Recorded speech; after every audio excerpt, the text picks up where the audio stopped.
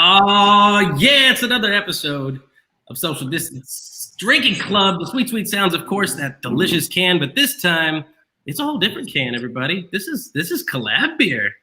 Collab beer from Tombstone, a Triple IPA. I'm masking you nicely. And some of you guys got your hands on it. Some of you did not, and we apologize. We're going to hang out with our friends, Marsha and Weedy from Tombstone in just a few minutes. Thank you guys for joining us for another episode of the show. As usual, we like to start by finding out what you are drinking. So tell us in the comments what you're drinking. I think everyone here can guess what we have. So just gotta go ahead and crack this open real fast. And weird, where did I find this boot from Tombstone? I guess I'll pour it in here. Where did you find that boot from Tombstone? In other news, has anyone seen my glass boot that I just recently purchased from Tombstone? No clue, but I found one in my car. It was so weird. It's just bizarre. But there was this boot in my car, and it fits an entire can of I'm Masking You Nicely. Das Boot, indeed. Or the boot, as it would be in Tombstone. Cheers, everybody. I would go around the room, but I am definitely guessing we're all drinking the same thing today. I'm going to be honest. I am keeping it on the lighter side with the Tombstone Light. I hit it so hard this weekend when we went down there. I was in kind of a bad way yesterday, so I am weaning myself back onto the wagon with a little Tombstone Light. T-Stone Light, if you're cool. Well, and you did have an eventful weekend because you went down to Sonoyta again, where I followed after you to visit our friends down there and visit the vineyards, and you hung out with James Callahan at Rune. So you had a nice weekend of partaking in the beverages. We got it done. Let's just say we got it done. We had a plan, and it was well executed. And boy, I was hurting yesterday. That's all. I think it's important to note that you went down there with your family, which means for those of you guys looking for a little getaway with some social distance and a little bit cooler weather, Sonoyta ain't bad right now. It's pretty, and there's great wine, and you'd be like 30 minutes from Tombstone, so you could double down and get some brews too. That's a win. Yeah, it's a good weekend to do both, and it's going to get better and better. I mean, obviously they're 10 to 15 degrees cooler on any given day. I mean, the highs were like 95, 97, and if you're Tucson, Phoenix, then that sounds like a kind of a brisk day because that's what it is here by 9 a.m. So, yeah, that 95, 97 at like 3 p.m. is incredible. It feels great. PJ, thanks for joining us, drinking some Rent House Valley Extra. I got to get my hands on some of that, man. Oh, Valley Beer Extra is so good. Some more Valley. Everybody's on. It's a good Tuesday beer. Chris, man, I'm 100% with you, brother. We got a kid back in school, and yes. Hold on a second. Chris Hubbard said, drinking some Ren Valley Lager and the tears for my children who are still doing homework. Well done. Justin. I hope he's homeschooling. That'd make that funnier. Everybody's homeschooling, Brett. Justin, thanks for joining. He's got some cider core, strawberry rhubarb. Those are guys we got to get on the show. They're out here in Mesa, downtown Mesa, and they make some great cider. Plus, they've got Mike's Pizza hiding in the back. Not so much hiding anymore. There's a ton of good pizza coming out of there. And baklava here, secret baklava. The Shop, church music. That's a go-to. That's a good beer. Yeah. Steve Fair, thank you for joining us. Steve and I spoke earlier, actually. Imperial Milk Stout, Thumbstone. I know that. Thumbstone. It's very good. Is that near Barcelona? But that's how you know it's an Imperial Milk Stout, is it's from Tombstone. Está bien. What a weekend, guys. We had a blast. Also, while everyone's watching, link at the bottom if you want a cool social distance drinking club shirt or some swag. I think Marsha was saying 6,000 cans came through that canning line on Sunday, and the labeler broke halfway through that, something like that. So there was a lot of hand labeling action. So for any of you, where the SDDC stepped in and saved the day, I'd like to think, right? Yes.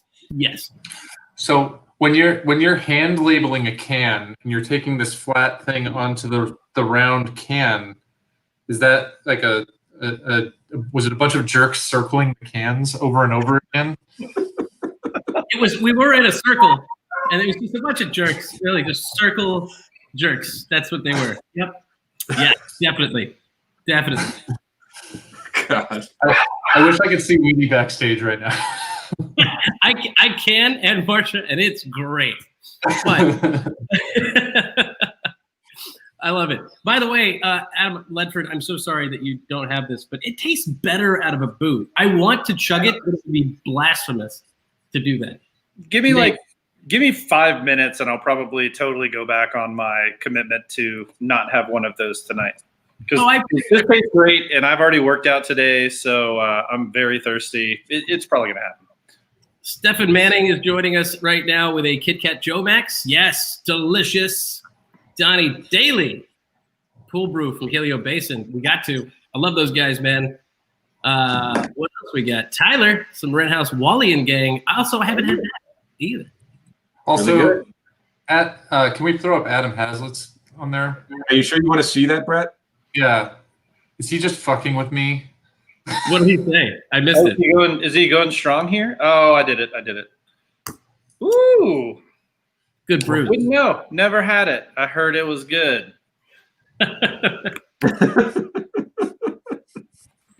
One bottle per member, man. Yeah. No, this one doesn't split very far. Virginia, we respect that, saving the I'm asking you nicely for the weekend. It's a great weekend beer. Also, what day is it? It's a great all-the-time beer.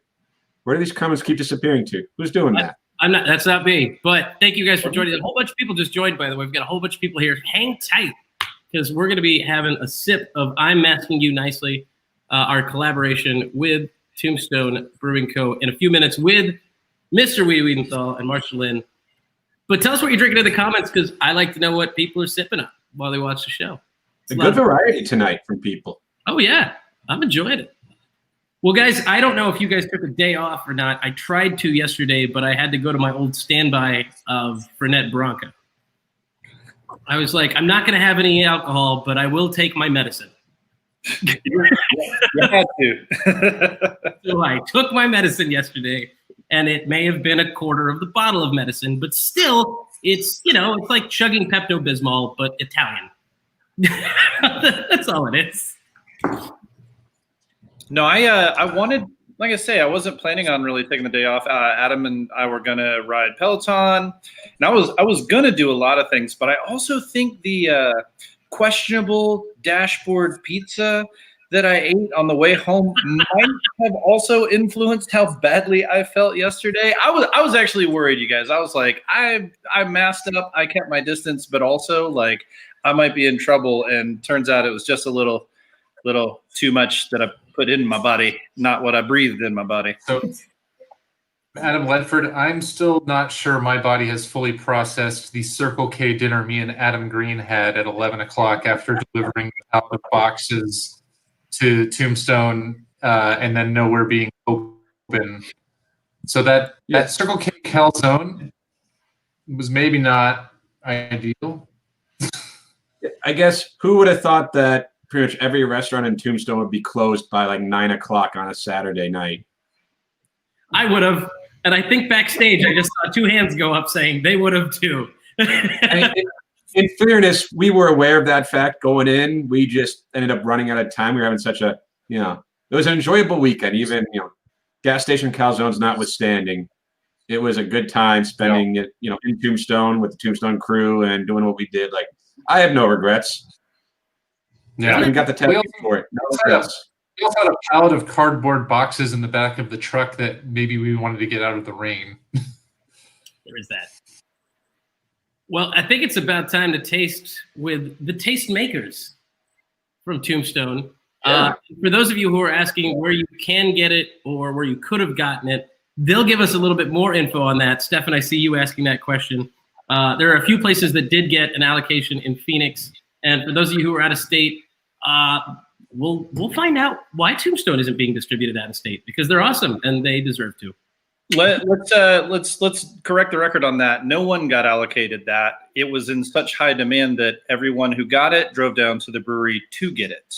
which is the exact opposite of allocation. This beer did not see distribution. So if you're near one of the lucky bottle or the hardworking bottle shops that went down and actually hauled that stuff in, that's where you're going to get it. So I know we saw Simmer Singh from One Stop. Which we did. There he is right there. In the Tucson area. I was the representative for Captain Corks bringing some back. I know that Tap and Bottle got some. Outside of that, I can't remember who came down to get it. Well, we know that Ground Control has some over there, and then One Stop obviously has some. But we'll find out who else got a hold of some in a moment. Why don't we? Put it in the comments. So I saw Craft Beer Quick Stop in the North Valley. They had some as of yesterday, but I know this one's going really fast because, as Marsha and Weedy can attest to, everyone wanted it. Mm-hmm. I didn't do it at all. He did my job for me. Yeah. We did not distribute this beer at all. It was only the people that came down that got it. So Quick Stop up in Phoenix, One Stop up in Phoenix with Simmer, Caps and Corks, Tap and Bottle down in Tucson got it, and then Ground Control out in basically East LA. So they have it. And then the rest is in the tap room. We call that part Central Phoenix. Everything's Central Phoenix on this show. Exactly. But I will say, I saw how much Simmer put in his vehicle. So if you guys are near One Stop, Simmer, this is your shout out. Make your way to that guy because I think he took like 35 cases. Just saying. He's off a Ray Road, right? I think. Yeah. Gilbert Road. I thought Gilbert. He's from random gas station up there. I think it's Gilbert. Isn't it Gilbert and Warner? I think that is exactly right. Okay. Yeah. East Central Phoenix.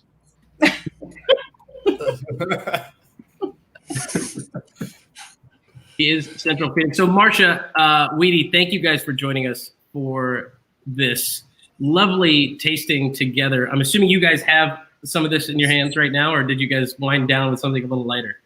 No, I'm drinking it. Good stuff. I was going to drink one of our lagers, but I figured I'd be a cool kid tonight and drink the hazy. There you go. I hear it's not hazy enough. Oh, yeah? A little musky, maybe? Might be the case. I got to say, I almost rage quit when I heard the trash talk on our gas station calzones.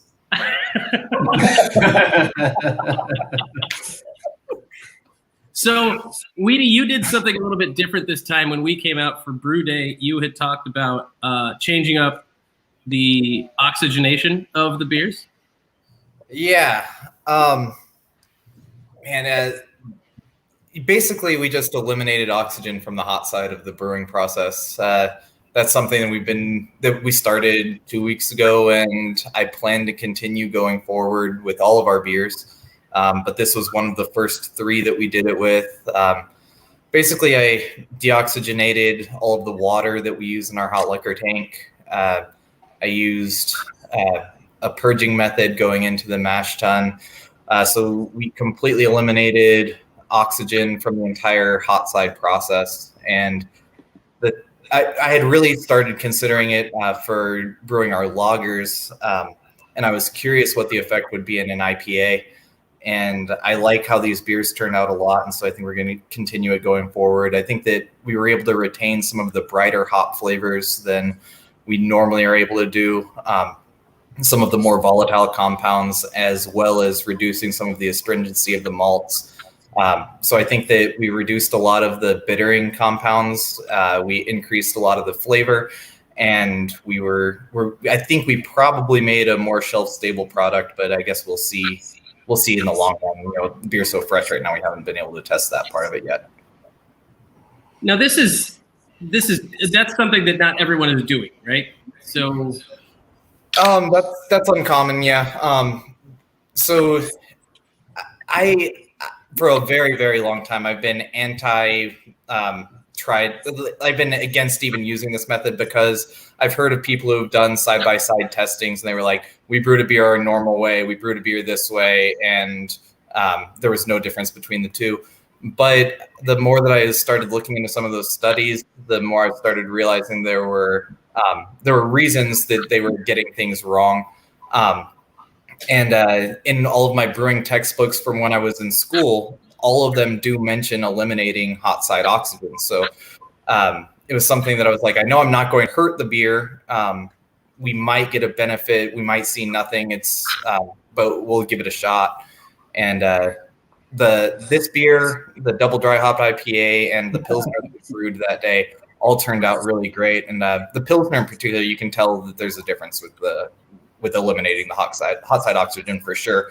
These beers, it's a little more subtle, but I do think that it's well worth continuing it because of that reduced astringency. I think that we've created a better base to support the hop flavor.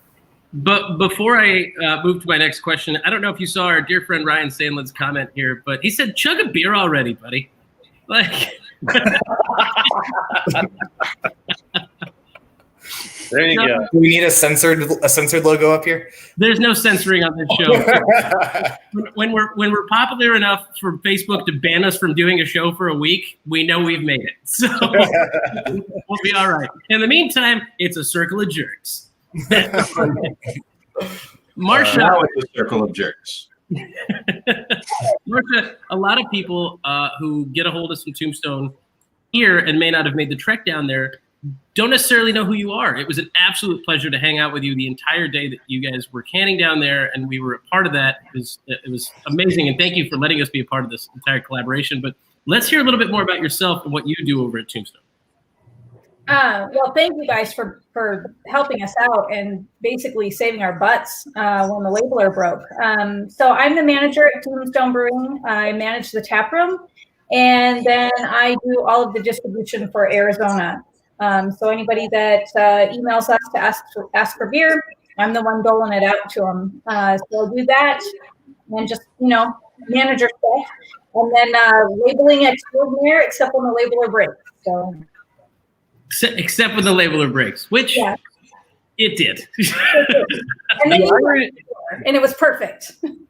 I mean, the irony of the whole thing is that I think that happened within 15 minutes of when we were talking about what defines a good brewery is their adaptability, and that in a perfect day, nothing goes wrong and you don't need those extra hands. But that's not the truth of almost any matter, any process that's this complicated and requires this much attention. Something's bound to go wrong at some little step. And I'm glad that we were there, obviously, but I mean, you guys would have handled it if we weren't there. You would have gotten it done. But in a day where we thought it was just going to be kind of some photo ops and carry in a couple of cases, it actually really felt good to help. I mean, that was a good point in time for us to feel like we actually contributed, You say you guys would have got it done. Really, Marsha would have got it done. I would have been like, I'm out of here. That's true. And Adam, like I said, when you came in, I'm pretty sure it broke when you came in. So you weren't there when the other Adam was there, Nothing broke when I was there. No, it was fine. Yeah, everything was doing great until I walked in the door. Literally, the thing started having problems at that moment. So it was me, everybody. My bad. The crazy thing is, I've used that labeler model. I used it for 5 years at my last brewery. We shared it with 2 other breweries, and we never had a single problem with it. And then it's like, you guys come down, boom, labeler sucks. So what you're saying is it's our fault. Yeah, but you guys redeem yourselves. Yeah. My bad. I'll give you the plans that I have for our old manual hand crank labeler from back in the North Carolina days. If you need a backup. Adam Herrick, thanks for watching the show. Adam says best IPAs ever, phenomenal triple IPAs, pickles delicious. I messaged you nicely yesterday. Is that Brisket barking in the background? For those of you who don't know, Brisket is a dog the size of maybe a cut of brisket you would get at Fry's. So, yeah, that's Brisket. We'll see Brisket in a minute. We'll get the pup date. Chris said when there were 6 of you on screen, it looked like the Beardy Bunch. Fair enough. That's kind of rude, actually, when you think about I know, it. but it is rude because Marsha's here. And so, like, you know what? Everybody looked out at Marsha. Marsha. I think it's spelled beer like drinking a beer, not like beard like we have beards. No, it was beer. It's B-E. Beer. Yeah. But it was BEE, so it's beer, That's not right. beard. I just think it's funny that it came up as Brady Bunch, since Marsha did tell me that the Brady Bunch might have possibly been something that influenced her name being chosen. So there's that.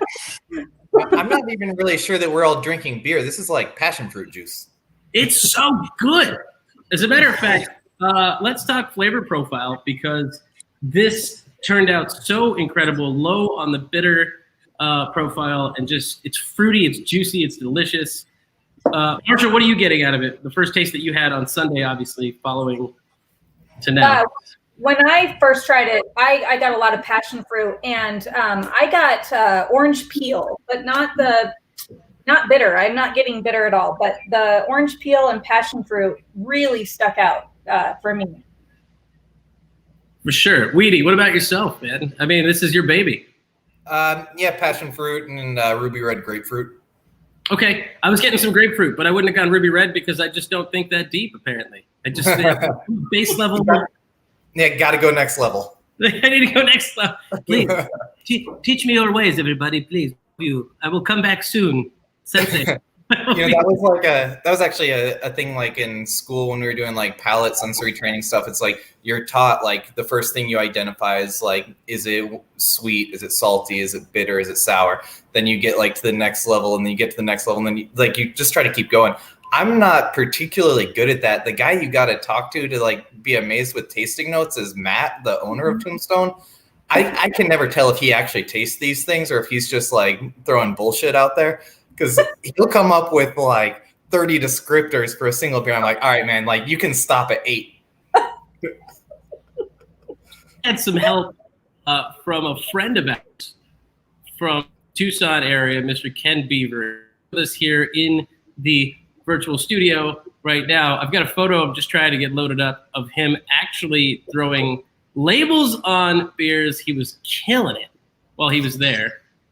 Ken's going to join us and chat with us for a couple minutes about his time there, volunteering to help out with all of this. Here's Ken working on that at Tombstone on Sunday, masked up and putting labels on. Mr. Ken Beaver, thank you for joining us, my friend. I can't hear you, Ken. You got to talk to me. Use your words. Unmute your phone. All right, guys. It's like school. I'm always leaving the mute on. Hey, Weedy, great hat, by the way. I like it. Thanks, you too. Thanks. Yeah, no, I'm drinking it's awesome. I loved it. It was a great time. When I got invited to do it, I really was excited because I love the brewery, and it was a lot of work, but I really enjoyed it. Because when I got there, Adam said, you might just do nothing all day. And I'm like, well, I don't want to do nothing all day. I want to do something. And it was the opposite of that. Thank God you showed up, right? Like, labeler breaks, tons of cans, and we've got a guy who could have done nothing. There you were. Yeah, I feel like canning day for me is like I've got to make myself look busy. Like I look as stressed as possible so people think I'm doing something. That's a true story. We did have we called it can cam or canning cam, where it was just the canning line. And as much as you were running back and forth with a pensive look on your face, I think things were going pretty smooth, because if people were paying attention, every maybe 2 to 3 minutes, suddenly Weedy had a beer in his mouth. and Marsha, I don't mean to call you out, but you might have had a couple of beers while we were doing some work too. It's true. But that's part of my job. It's the Costanza method. You look busy. Yeah. But beer drinking is part of my job. That's in my description. Awesome. I need a resume that says like proficient beer drinker. That's yes. That'll work out really well. So Ken, you're in Tucson and you are a teacher. Definitely, yeah. I'm actually a little stop at Tucson and Vail, and that's why Marsha's so great.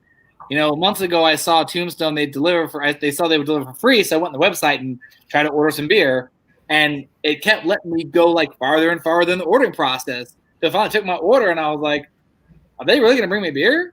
And then I was waiting for the assistant to go, "Just kidding," and reject me. And then I get this text saying, "Hey, just let me know next time," and when the beer would be there. And ever since then, Marsha's been awesome. And on her way home, she drops off my orders, and it's been great. Wow, that's awesome. I love that. It is. My fridge is just Tombstone beer and some Wren House that Adam got me. That's it. It's just Tombstone, like one little corner of Wren. That's it. I was going to say you have the problem that some of our co-hosts have, which filling your Wren House. You've got the closer problem. It's the Tombstone problem. You just stack the Tombstone, man. And well, that's a problem to have. So with all these places, it has been amazing. It's nice to hear a story coming out of Tucson, Arizona, and that you guys were delivering and able to accommodate. Ken, what has been your beer delivery experience other than? Well, I'm sorry, repeat that last part. Your beer delivery other than Tombstone. Where else? I mean, it's been great. You know, I mean, for the most part, where I live, no one will come to me. That's the real issue. I'm too far out in Vail. I know that there were reports that Phoenix Brewery would bring beer out to the area, but I have nothing. So for me to get beer, I've got to drive into town. It's about a 22-mile drive each way to get to the closest place that has what I would consider a good beer selection. AZ Beer House, who he did a collab with a couple weeks ago. So, and it's hard. I got a couple small girls and I'm teaching. It's difficult to get out there. So when this came up, I was like, well, I'm set. It's awesome. And I always have beer in my fridge. So it's great. And good beer to boot. Tagging along with that too, I have to say thank you because Ken's been my Tombstone hookup for some of the special ones like the Nata Barley wines and the Imperial Stouts. I can always count on him to be able to get them for me because you get them to him. So it's this, I don't know if it's a symbiotic relationship. I think Brett Berry talks about a mutualistic relationship we all have going here, but I think it works out for everyone at the same time. But yeah, so keep doing what you're all doing. That's awesome. Weedy, can I ask you a question? Yeah. So I don't know much about the label story, but I've had people ask me questions who I've shared the beer to about this label, and I think it's super cool. And I don't know how to explain it, so maybe you could help. I'd like to know anyway because I love it. So I guess it was probably a year ago, people discovered that I'm a wonderful artist when we were trying to come up with a label design for what was it? Ever, the first batch of Ever, where we had done a collab with State 48, Dark Sky, and Crosby Hop Farms. We were all messaging, we were talking about what the label design should be. And do you guys remember that there's like a video game YouTube thing where it was is like a guy playing like World of Warcraft or something, like he went running into a room and everybody was like, "Damn it, Roy," or whatever that was. So I'd been watching that day, and so I was like, oh man, I'm gonna be that guy. I was like, I got this. So I drew up. I was like, I got this. I'll send you guys artwork in just a minute. And I just drew it up. It was real fast, and I sent it out to the group. And I was laughing. I thought for sure nobody was gonna like it, especially because we'd had a little bit of a contentious relationship with State 48 at that point, and the beer was to make up for it. I thought they wanted something. Yeah, Leroy Jenkins. That's what it is. Thank you, Amy. So I thought State 48 was not going to be into it, but everybody thought it was funny, and we threw it on the can. And then Dark Sky, we owed them a collab a while back, and we did a collab with them. And no, actually, that wasn't a Dark Sky collab, was it? That was just we deleted everybody from the collab, and we reused the artwork with a rainy day thing. And then so we were talking about this collab, and none of us had an idea for the art, so I just went ahead and edited the original picture again. And actually, if you look at it, the arm is partially erased because I had so many edits that I had done on it. There's all kinds of little blemishes and stuff on there.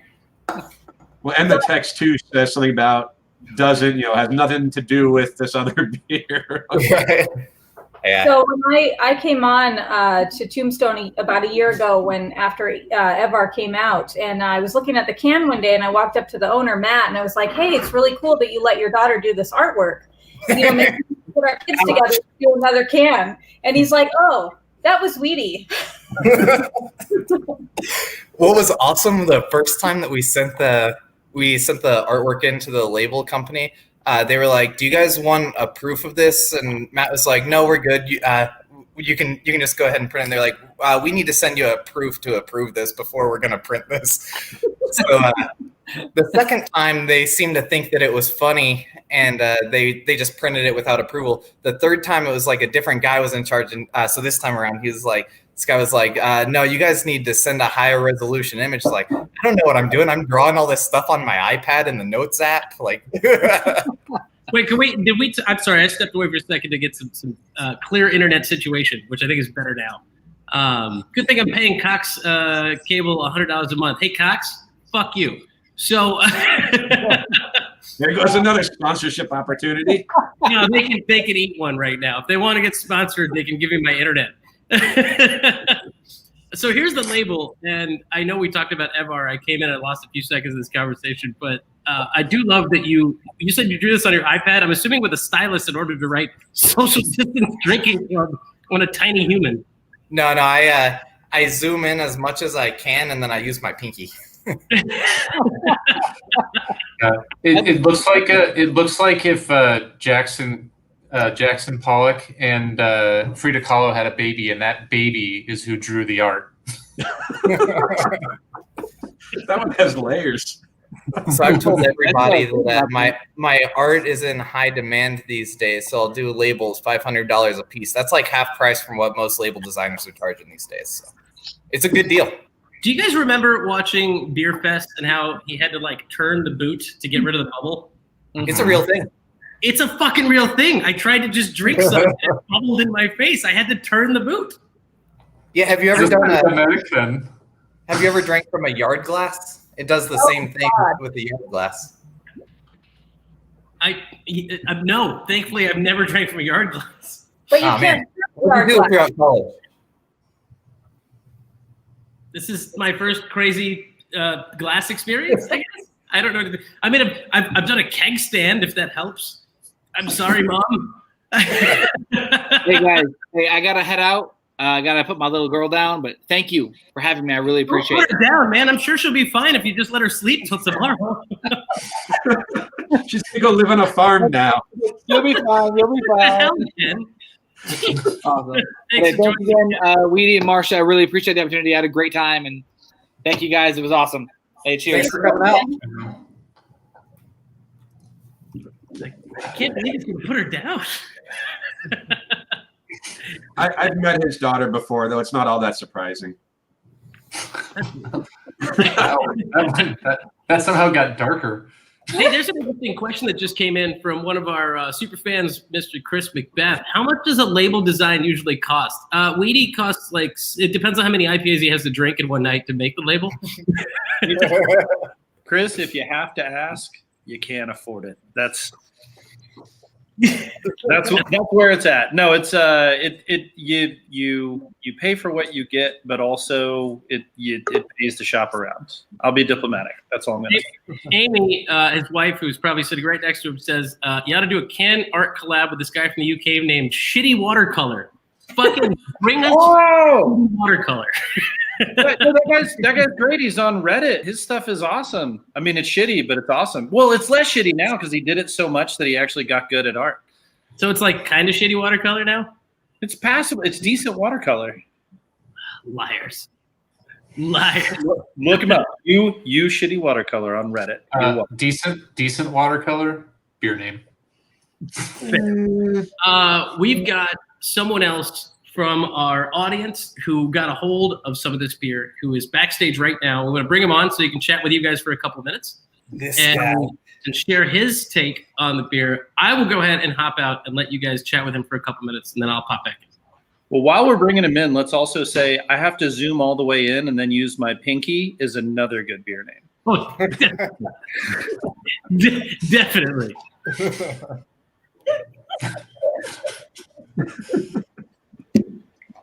Brian, welcome to the show. How's it going? How's it going, guys? Now, we saw you were able to track this beer down, which a lot of people have had trouble doing, but you did it. and your thoughts on I'm Asking You Nicely from Tombstone and Social Distance Drinking Club.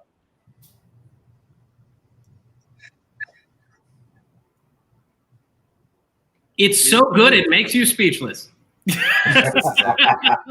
Absolutely. Brian, is that your kiddo next to you? I'm assuming It is. It's my daughter, Emma. She's snacking. Emma. Well, Emma looks adorable. Hopefully she didn't get her hands on some I'm Asking You Nicely. Emma, I'm asking you nicely to wait at least 20 more years because you look like you're less than 1. She's 20 years will be perfect for her. Nailed it. Hey, where did you pick the beer up at? She's getting excited that she's on TV. Brian, where did you get a hold of your can or your can? I got it from Ground Control. Nice. Ian's a good friend of mine at this point, and he hooked you up. I'm sure it was. He did miss it. Getting some to Ian was quite a feat. She's a little older than 1, but barely. I got it from Ian at Ground Control. Well, Brian, I want to thank you for being able to join us today and hanging out and sharing your pickup of the beer. If you do hear me and it's not like 6 minutes delayed, a quick 10-second take on how it tasted and what you liked about it, or what you didn't like, because those are good too.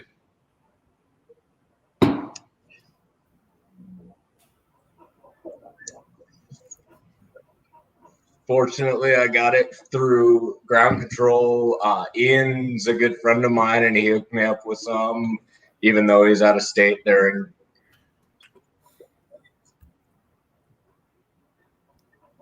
But what do you think of the beer?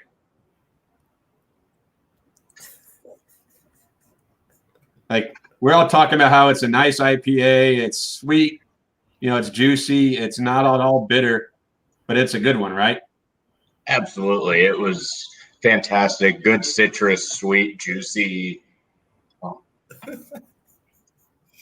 Okay, important question though. How's the third one compared to I'm loving the comments right now. Hey, listen, I'm gonna take this moment to thank Cox Communications for my internet.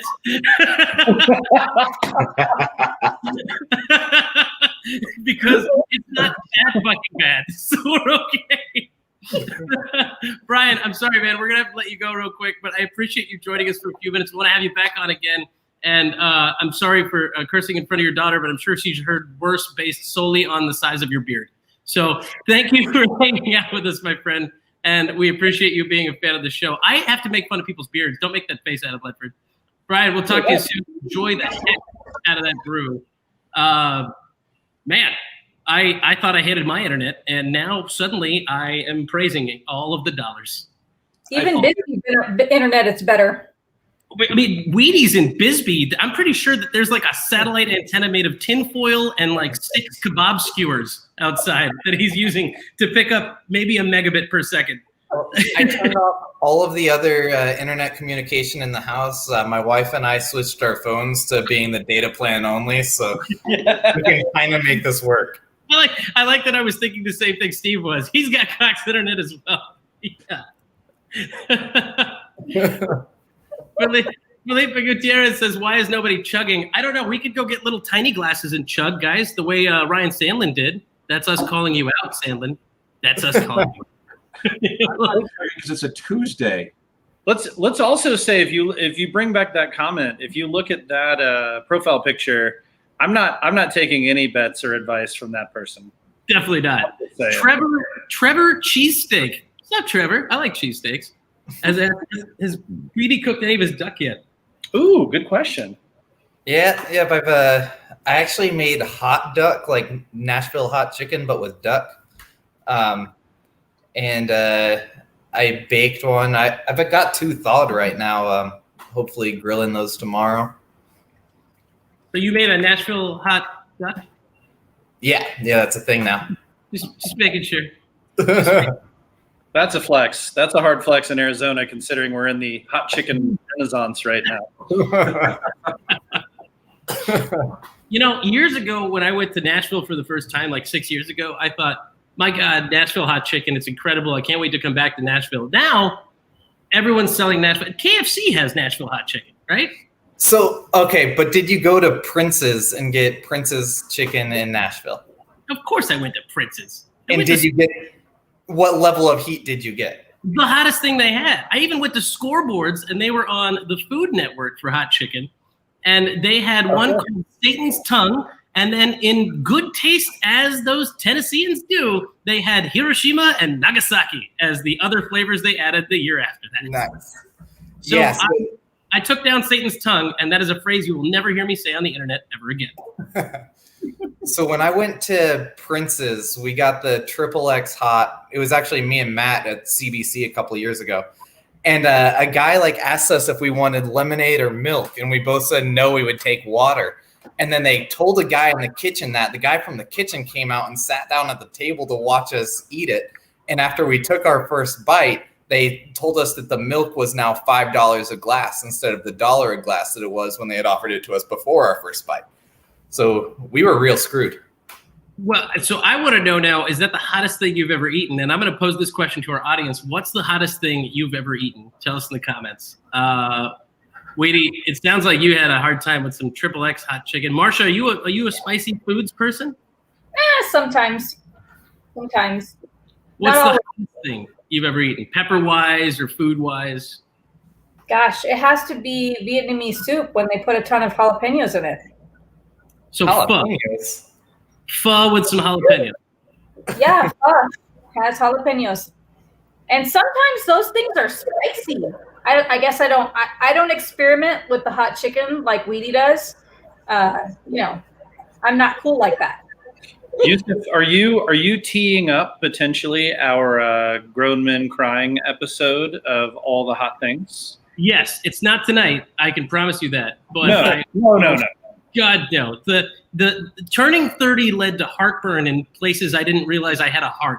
So I am not. I have one of the one chip challenge chips over here. I've mentioned before that I don't mind nibbling on a habanero as I walk through the grocery store. I'm that guy, by the way. Kroger, send me a bill, but I steal a habanero while I run around the grocery store and I munch on it.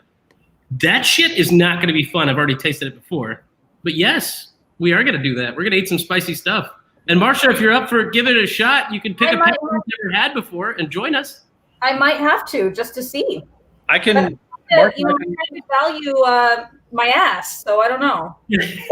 So that one chip challenge, it's not that it's actually the hottest thing you've ever had. It's that it's concentrated into one bite, and then you feel it go through your body. And you feel it go through your body for 18 hours. Thank you. I tried to explain this to somebody because there's a video on Facebook for a page we started called Hot Dudes Eating Foods, hashtag Hot Dudes Eating Hot Foods. But I ate a Carolina Reaper cheese ball. It was this big, and it was 2.2 million Scoville units. And I did it like an idiot for breakfast on an empty stomach. And it didn't scorch my mouth so much. It was a little hot. It kicked in the back. But I felt it here. Right, Weedy? You know what I'm talking about. You Yeah. got it here. Oh, yeah. And then it went down. And I was like, I don't know how this is going. And then all of a sudden there's this pit in your stomach. But that pit is reciting terrible, terrible satanic verses and trying to burn you from the inside. So yeah, the one chip challenge was the worst reaction I've had to spicy food. What was that, Marsha? So yes, please include me in your challenge. 100%. Can't wait. We'll drop it off. We'll hand deliver it and do it maybe together. That sounds wonderful. And if you don't get a hold of the one chip challenge, we can always do the 2 times spicy. Is it the black label or the red label that's the really killer one? Oh, I'll be right back. Yeah. So you get it. Otherwise, I could get it. So there's a ramen you can get at some of the international markets, and it's I've increased my spice tolerance a lot over the last 5 years or so, but it is definitely the hottest thing that I've ever tried to eat one bowl in a full sitting, because it creeps and then it just crunches and it just keeps punching your tongue in the sensitive areas. over and over again. But I think Yusuf will probably be able to tell us. Why did you say sensitive areas in such a sensitive manner? I don't know. Maybe because we don't have a great track record of. Yeah, it's the black package. That's right. So I can keep going, but also this is the misery I plan on letting you guys see happen live at some point in the near future. You know what's bullshit about the one chip challenge is it's like they were charging like $20 per chip on Amazon, but it comes in a single package. Like, but they're charging 10. Custom packaging.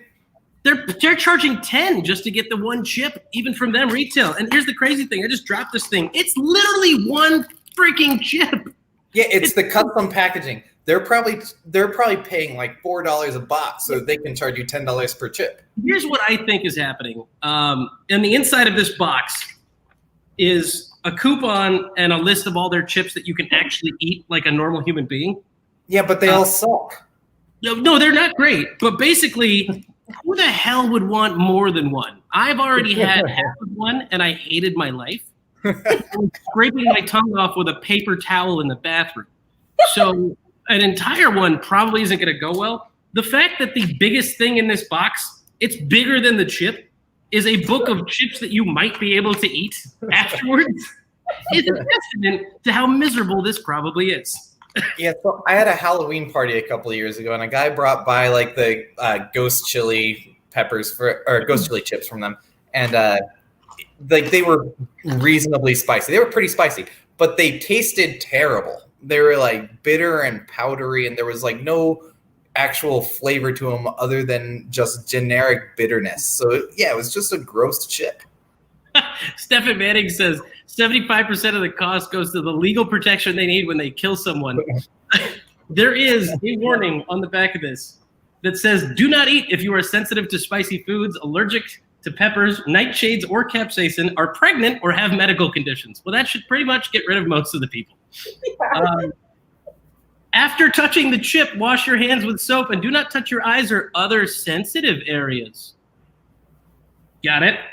And seek medical assistance should you have difficulty breathing. So no circle jerks after you've eaten the chip. If you can't handle the heat, by the way, Weedy, it's right here. If you can't handle the heat, try drinking milk or eating ice cream. All right? That's no circle jerks for eating. There's a video of somebody who put a Carolina Reaper in a bong and torched it with a blowtorch and inhaled it. And apparently the guy went blind for like 90 seconds. It does not sound like a good way to go.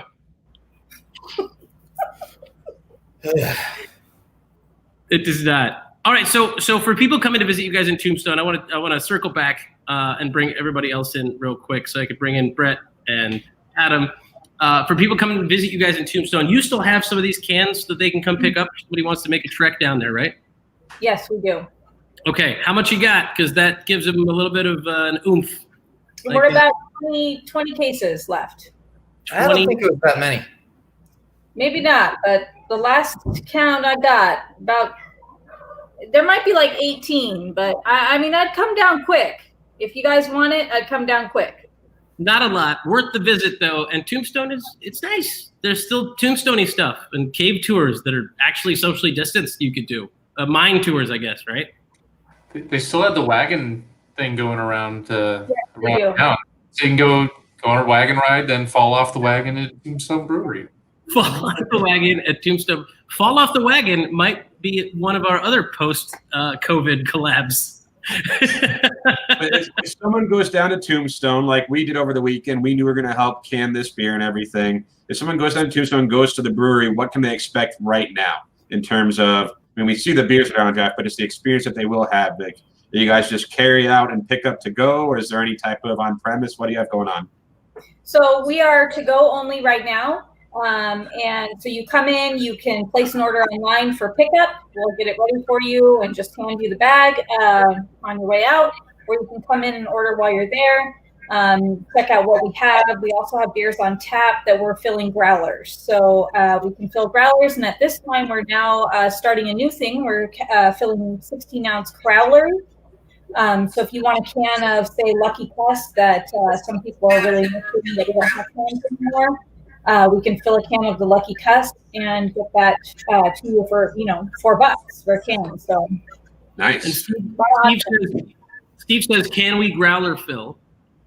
Yes, absolutely. Yeah, you can bring your own growler, and then we have a growler special that if you get the growler there, the 64 or the 32, we have a special for that.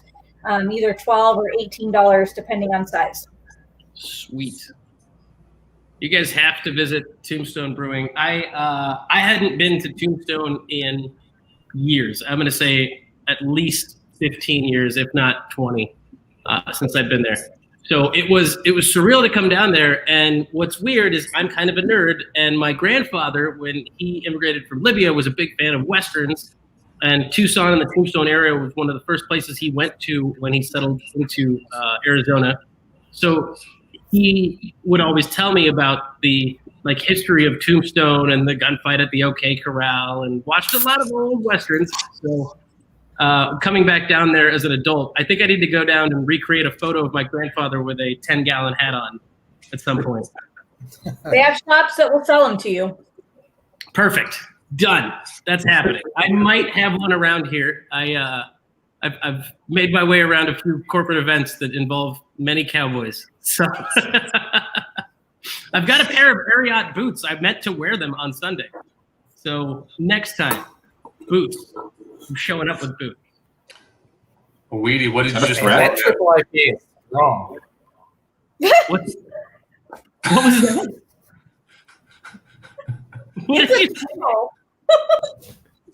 Did Oh you- yeah, Triple IPA was strong? yeah, it's strong. Sorry, guys. Weedy's internet is slowing down. Well, this is usually the way past the part in the show where we would ask everybody what their second drink would be as we're coming to a close. What are you drinking? Tell us in the comments. I finally finished Das Miniboot, and I'm not going to lie. You're right, Weedy. It is true. There is a bubble. It was hard. I had to turn it, do a little boot turn to let it happen. But I'm going to have to open something else. Marsha, are you on your next drink, or are you just? Oh, she doubled down. Hold on, hold those up for us. Yes, look at that. That's the way we do it. So we do it in Tombstone. The Tombstone. Ish. Marsha making Tombstone proud over here. I do. Weedy, what did you pour for yourself? I saw you just poured one. Beer for connoisseurs. Let's see it. Bust that can out. Bam. Beer for connoisseurs looks good. Yeah. I think we owe Sandlin a 5-ounce chug at some point here in the next couple of minutes, but I don't have a tiny 5-ounce glass. Me neither. As I opposed to thought a about huge trying to 5-ounce chug bottle. my. I thought about trying to chug my beer for connoisseurs, but I'm not going to do that live. It's going to be embarrassing. Let's make it an Instagram thing. One of us can post it on Instagram, and then we can record it and just keep the chain going of 5-ounce Instagram beer chugs sent directly at Ryan Sandlin. Everyone just has to tag Ryan. Just hit him with it. Ian Fraser said, moving on to some Dark Sky, all out of angst. I did see PJ's, I'm sorry. Some Hop and Frog Infusion, and Steve Fair, Don't Fuck It Up from Wilderness. Good beer. Really good beer. All those are great. I thought that was just a statement with a rogue period for a second. I didn't realize that was one of their beers. It is. It's like don't F @C exclamation point it up or something like that. But it's There's so many beer names out there, and unless you're Tombstone just saying double dry hopped IPA, sometimes you don't know if it's an actual beer name. Like that one, you could ascertain, yeah, that's a beer. But not everything these days. You could be like, that's a beer name. So I wasn't sure about that. That's all. Well, we do have plenty of beer names that sound like they can't be beer names. So, guys, before we wrap up the show, Marsha, anything you want to mention to anybody who's watching right now? Come to Tombstone, guys. Get some great beer. We have it. We have it to sell. It's amazing. It's worth it. And it's cooler there. And when I went out to take out the trash the other day, there were bunny rabbits. So that's cute. And there's always beer. And, I drive it most days. an hour drive. I live in Tucson. You guys can do it. Yes. Weedy, what's in the works? What are the secrets? Drop us a secret. Give us one little nugget. Just a little bit. Trickle it on. This week I'm brewing Mediocrity again. Idaho 7 single hop IPA, but what we've got that's really cool is a big imperial stout that we're using a new yeast strain that can't ferment more complex sugars. So like all the people that are wanting the really thick stouts, this is going to be like the thickest stout we can possibly brew. Nice. So I'm going to need Marsha to send some of that to Ken, and then we'll just get our Tombstone train working. And So I should have mentioned also that almost all of it's going into barrels, and we're only going to release like 2 kegs of it.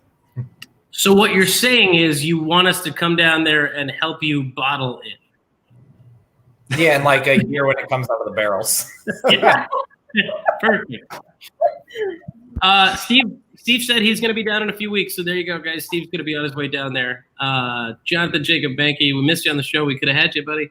But drinking, I'm asking you nicely, and I appreciate you drinking it. I'm sure they do too. And Jeff Cooley says, drinking 50-50 Eclipse Imperial. You're having a hell of a Tuesday, buddy. That's true. That's good stuff. Well, guys, this is usually the point where we wrap up the show. Don't leave us just yet. When the show ends, we like to have a quick toast in the green room, as we call it. But thank you to all of you for joining us. Don't forget that you can grab some Social Distance Drinking Club merch at socialdistancedrinkingclub.com, and we'll come back around in a minute. It's a little train of text. There it is. Right down there, socialdistancedrinkingclub.com. And also, go visit Tombstone Brewing Co. Okay? Just do it. Go visit them. They're great. It's worth the drive. If you're in Phoenix, it's like 2.5 hours if you're in Phoenix proper. If you live where Adam Green lives, this guy, it's like 2 hours and 50 minutes. Not a big deal. It's good. It's worth the drive. It's a lot of fun, and you can bring your kids. Walk around. By the way, it's not called the green room because it's like a TV studio. It's called the green room because that's where Adam gets banished to for most of the show because Yusuf can't stand his commentary. Exactly. All I was going to say was people should go to Tombstone. They have a lot of really good beer available right now, like they always do. But stouts, barley wines, IPAs, the House Dorado. I'm asking you nicely, like, this is a great time to go. But apparently you don't want to hear that, so I'll just. Also, Weedy, I will say the Brett sour. I had is it the passion fruit one that you guys have a Brett sour bottles of that? Yes. That was delicious. It's almost gone. We only have a case of that left. Which one's that? The passion fruit sour that we have. The De La Brett De La Passion Fruit or whatever. Passion fruit. Yeah, I like that one. Yeah, we only have. Don't tell them too much. Left. Don't tell them too much. Make them come down there and get it the damn selves. All right, Adam Ledford, Adam Green, everyone is here. I am going to have to open another beer now. There you go. This one, Weedy. Oh, that one's really good. We only have a case left. That's it. It's the best sour ever. Did we keep an archive of it? No. All right. Well, I guess we don't have a case left. There's a case left. All right, So first, we have a case left. what do those run? What do those run? What's the bottle? They're $15 a bottle, and there's 4 different sours. So we have the passion fruit, the cassis, which is fantastic, the creek cherry, and the peach, or the peach sour. And so you can get all 4 for $45 until the passion fruit's gone. Man, y'all expensive. First person to run in there and say Adam Green is the best human ever. I will pay for all of those. Just one single one. But they have to say those exact words, and right. I'm not going to say them again. That's it. I've committed right now. Only one person, Marsha. One person. One person. Okay. One person. I've said it. There's nothing in text. Don't rewind this video. Watch it again. Send it to your friends. I hope that person is Adam Ledford showing up there. Oh, guys. Oh, yeah. And Marsha, if any of those people or anyone on this screen, tell them to go fuck themselves. Yeah. No. All right. I hope it's Sam Fraser. That's all I'm gonna say. I hope it's somehow Sam Fraser. I hope it's someone we've never met before. That's the way to do it. Guys, thank you for joining us. Hang tight. We'll have a last drink in the green room, not Adam Green's room, because that one has weird whips and chains. It's uncomfortable. Thank you guys for joining us today for another episode of Social Distance Drinking Club. We'll see you on Thursday, and hopefully not with Adam Green's whips and chains. Salud.